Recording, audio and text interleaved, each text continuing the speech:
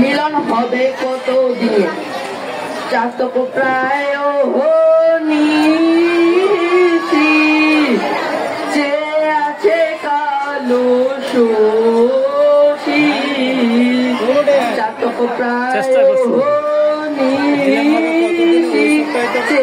আছে কালো শোষী আমি হব বলে চরণ দাসী হব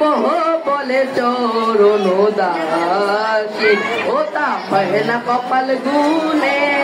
ওটা হয় না কপাল গুনে আমার মনের মানুষের শোনে